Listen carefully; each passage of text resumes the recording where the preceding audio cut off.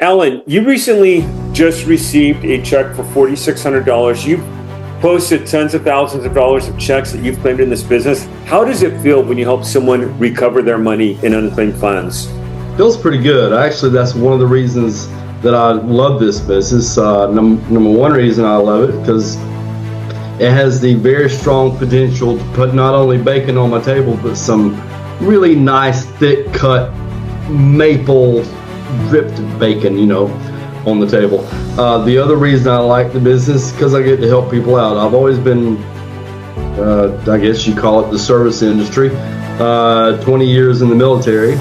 That service industry is not like the medical field, but what I did wasn't medical field. But I've always felt like I wanted to serve. But I have been in the medical field also outside the military. So this is just. With what I did, I was an intelligence analyst, so it made sense that I would be decent, pretty decent at finding information out on people and digging into it. I'm not shy, so I don't have a problem with talking to people either. But the two reasons I like it is I get to help people out, and it has some really, really strong potential. That's awesome. Now, what is the most surprising part of the business for you?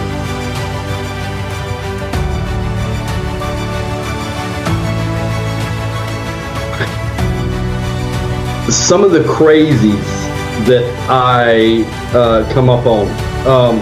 One example. Let me rephrase that. Not just the crazies, but also the crazy situations.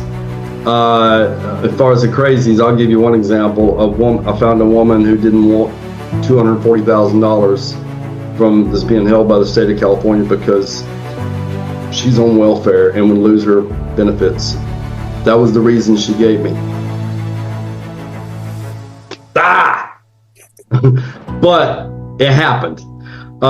Crazy situation. Found the executor of the will of this fella. He was his son, the one I found, and it was around 86,000 or somewhere in the 80s, I think it was. And he didn't know about it. He doesn't want to claim it, but there's family infighting going on over the estate, so it's apparently a pretty rich family, and he wants to wait until the dust is settled. I even thought of something a couple months later, and I thought of, wait a minute, he's the executor, he can claim it and put it in a savings account and not tell a soul.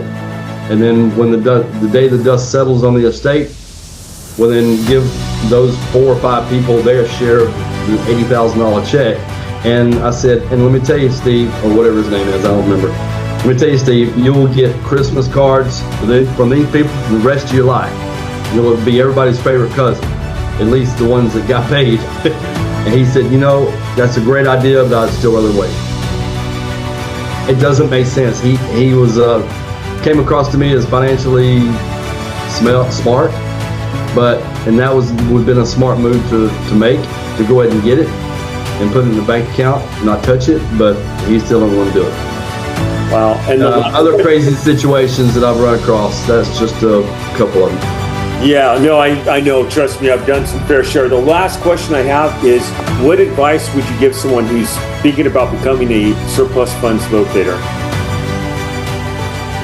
Do it right, in the sense of, now your state may be a little different in this, but I'm in Florida, and I wanted to get a Florida LLC and all that, as opposed to like going to Delaware, wherever else, or Wyoming, or wherever.